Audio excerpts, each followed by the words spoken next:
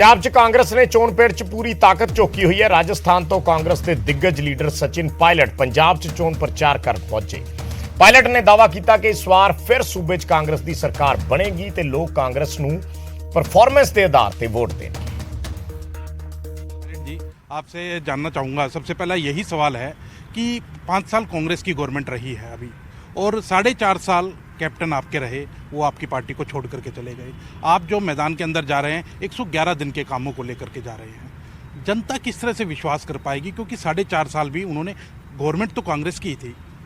देखिए ये बात सही है कि जनता ने बहुत आशीर्वाद दिया 5 साल पहले और जब मुख्यमंत्री बदलने की बात आई तो विधायकों की राय बनी कि हमें परिवर्तन चाहिए और उन बातों को सुनकर आलाकमान ने निर्णय लिया। दुर्भाग्यवश कैप्टन साहब कांग्रेस पार्टी में है नहीं, अपने अलग दल उन्होंने बना लिया है, लेकिन कांग्रेस का जो पिछले 3 महीने का काम रहा सरकार का, मुख्यमंत्री का और हमारा जो अगले 5 साल का विजन है, उन सबको देख के मुझे लगता है कि पब्लिक, क्योंकि पंजाब में इस बार बहुत से दल चुनाव लड़ रहे हैं, अकाली दल बसपा लड़ रही है, बीजेपी TLC लड़ रही है, आम आदमी पार्टी लड़ रही है, तो बहुत ज़्यादा चुनाव इस बार पार्टियां लड़ रही हैं। लेकिन जो पुरानी पार्टी है जिस पे लोगों का विश्वास है, जो दिग्गज नेता हमारे चुनाव लड़ रहे हैं, मुझे लगता है मैनिफेस्टो के आधार पर और हमारे पिछले स्पेशली जो 3 महीने का काम हुआ उसमें जो गरीब तबका है, मिडिल क्लास है, किसान वर्ग है, उससे लोग संतुष्ट मुझे लग रहे हैं और इस बार पूरा आशीर्वाद मिलेगा। जब पोलिंग होगी और 10 मार्च को परिणाम आएंगे तो भारी बहुमत के साथ हम लोग सरकार बनाने में कामयाब रहेंगे। आपकी पार्टी ने मुख्यमंत्री के चेहरे को लेकर के काफ़ी मंथन किया और काफ़ी मंथन करने के बाद चरणजीत सिंह चन्नी जो अभी फिलहाल मुख्यमंत्री हैं उनको मुख्यमंत्री का चेहरा घोषित किया। क्या लगता है कुछ फ़ायदा हुआ, नुकसान होगा?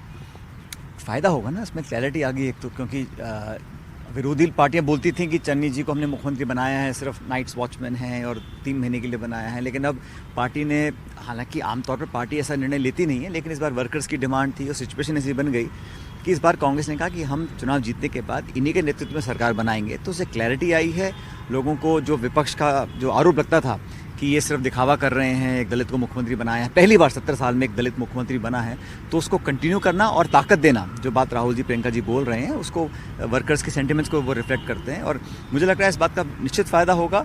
और पंजाब के अंदर क्योंकि बाकी दलों का भी बड़ा क्लियर एजेंडा था कि कौन चेहरा होगा CM फेस का, इसलिए कांग्रेस पार्टी ने परिपाटी तोड़ते हुए ये निर्णय लिया और इसका पॉलिटिकल फ़ायदा मिलेगा। क्लैरिटी तो आप लोगों ने दे दी है, लेकिन आपके जो पार्टी के अंदर ही उलझ करके रह गए हैं, नवजोत सिद्धू हैं, नेता हैं, आपकी पार्टी के प्रदेश अध्यक्ष हैं, वो उनकी जो धर्मपत्नी है वही कहती हैं कि राहुल गांधी के फैसले के ऊपर सवाल उठाती हैं कि गलत है फैसला, कहीं भी फैसला नहीं है। मुझे लगता नहीं कि राहुल गांधी जी का फैसला नहीं है, ये उन्होंने फीडबैक लिया है वर्कर से, MLA से और तमाम डिस्कशंस करने के बाद पार्टी ने निर्णय लिया है, ये किसी एक व्यक्ति का निर्णय नहीं है।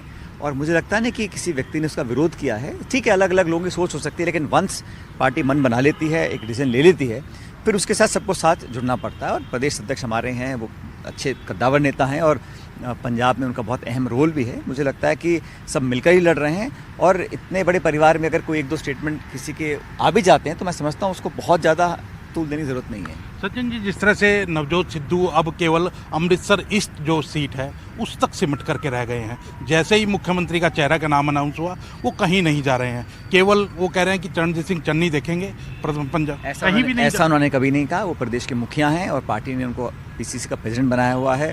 उन्होंने खूब प्रचार पहले भी किया था, वो खुद कंटेस्ट कर रहे हैं और वो सीट पे भी तमाम विरोधी मिलकर चुनाव लड़ रहे हैं कांग्रेस के खिलाफ, तो वो कैंपेन कर रहे हैं। जब भी कांग्रेस पूर्व अध्यक्ष राहुल जी का प्रोग्राम होता है, प्रियंका जी का होता है, आज भी साथ वो अमृतसर के साथ ही हैं। ऐसा नहीं कैंपेन नहीं कर रहे हैं, लेकिन खुद का इलेक्शन जीतना होता है हर व्यक्ति को। मैं खुद चुनाव लड़ा हूँ, मैं जानता हूँ, मैं प्रदेश अध्यक्ष भी रहा हूँ, तो अपनी कॉन्स्टिट्यूंसी को कोई छोड़ के चला जाए बाहर ऐसा कम होता है, लेकिन कैंपेन वो कर रहे हैं, ऐसा नहीं कर रहे हैं। ईडी की रेड की बात करें, क्योंकि लगातार जो विरोधी पार्टियां हैं वो चन्नी जी पर सवाल उठा रही हैं कि चरणजीत सिंह चन्नी खुद रेत माफिया के अंदर शामिल हैं, उनके जो रिश्तेदार हैं, साली के बेटे हैं, तो उनके यहाँ 10 करोड़ रुपए मिलते हैं। किस तरह देखते हैं आप कि खुद जब माफिया के अंदर शामिल हैं तो किस तरह से पंजाब को निर्णय कौन करेगा? अभी चुनाव से पहले एजेंसीज का दुरुपयोग केंद्र सरकार करती है, हर राज्य में करती है, हर चुनाव से पहले करती है। अब तो ये परिपाटी बनी, it's become a fashion now कि इलेक्शन डिक्लेयर हुआ, विपक्ष के लोगों के पास आप रेड डालो, ईडी, इनकम टैक्स, CBI को भेज दो, डराओ धमकाओ, उनको दबाने की कोशिश करो, लेकिन वो खुद कह चुके हैं सब जांच कर लें, जांच में कोई दिक्कत किसी को नहीं है। और जो जांच अब तक आई है उसमें बताया गया कि कोई इन्वॉल्वमेंट नहीं है, लेकिन इलेक्शन से पहले इस प्रकार से आरोप प्रत्यारोप करना कोई नई बात नहीं है। ਤੇ ਚੋਣ ਪ੍ਰਚਾਰ ਸਿਖਰਾਂ ਤੇ ਹੈ, ਹਰ ਪਾਰਟੀ ਪ੍ਰਚਾਰ ਕਰ ਰਹੀ ਹੈ। ਇਸੇ ਵਿਚਾਲੇ ਆਪ ਸੁਪਰੀਮੋ ਅਰਵਿੰਦ ਕੇਜਰੀਵਾਲ ਤੇ ਭਗਵੰਤ ਮਾਨ ਵੱਲੋਂ ਵੀ ਅੱਜ ਵੱਖ-ਵੱਖ ਥਾਵਾਂ ਤੇ ਰੋਡ ਸ਼ੋਅ ਕੱਢ ਕੇ ਚੋਣ ਅਖਾੜਾ ਮਗਾਇਆ ਗਿਆ।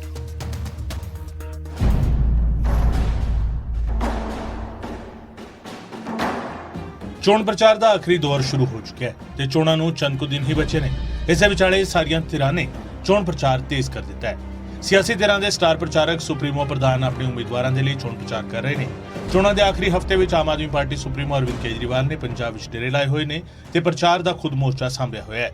ਅਰਵਿੰਦ ਕੇਜਰੀਵਾਲ ਨੇ ਲੁਧਿਆਣਾ ਵਿੱਚ ਰੋਡ ਸ਼ੋਅ ਕੱਢਿਆ ਤੇ ਇਸ ਦੌਰਾਨ ਕੇਜਰੀਵਾਲ ਲੋਕਾਂ ਨੂੰ ਆਮ ਆਦਮੀ ਪਾਰਟੀ ਨੂੰ ਵੋਟ ਪਾਉਣ ਦੀ ਅਪੀਲ ਕਰਦੇ ਨਜ਼ਰ ਆਏ।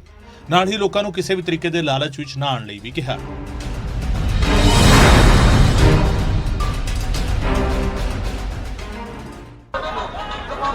वो दारू देने आएंगे, पैसा देने आएंगे, फिसल मत जाना। इस बार पंजाब बचाना है अपने को। पंजाब बचाने के लिए झाड़ू पे वोट देनी है। चुनाव वाले दिन तीसरे नंबर पे ऊपर से बटन है, तीसरे नंबर का बटन दबा के, झाड़ू का बटन तीसरे नंबर पे है, तीसरे नंबर का बटन दबा के यहाँ से भोला ग्रेवाल जी को भारी बहुमत से जिताना है। उधर आम आदमी पार्टी ਦੇ ਸੀਐਮ ਉਮੀਦਵਾਰ ਭਗਵੰਤ ਮਾਨ ਵੀ ਤਾਬੜਤੋੜ ਕੈਂਪੇਨ ਕਰ ਰਹੇ ਨੇ। ਮਾਨ ਨੇ ਪਦੌੜ ਸਮੇਤ ਮਾਲਵਾ ਦੇ ਕਈ ਹਲਕਿਆਂ 'ਚ ਪ੍ਰਚਾਰ ਕੀਤਾ। ਕਈ ਹਲਕਿਆਂ 'ਚ ਮਾਨ ਨੇ ਰੋਡ ਸ਼ੋਅ ਕੀਤੇ। ਪ੍ਰਚਾਰ ਦੌਰਾਨ ਭਗਵੰਤ ਮਾਨ ਨੇ ਲੋਕਾਂ ਦੇ ਨਾਲ ਵਾਅਦਾ ਕਰਦਿਆਂ ਕਿਹਾ ਕਿ ਆਪ ਦੀ ਸਰਕਾਰ ਬਣਨ ਤੋਂ ਬਾਅਦ ਬੇਰੁਜ਼ਗਾਰੀ ਨਹੀਂ ਰਹਿਣ ਦਿਆਂਗੇ।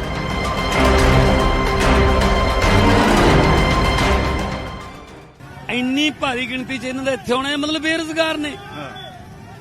ਪਰ ਇਹਨਾਂ ਨੂੰ ਨੌਕਰੀ ਦੋਗੇ ਕਿਵੇਂ? ਕਿਉਂਕਿ ਸਰਕਾਰ ਤਾਂ ਕਹਿੰਦੀ ਖਜ਼ਾਨਾ ਖਾਲੀ ਹੈ।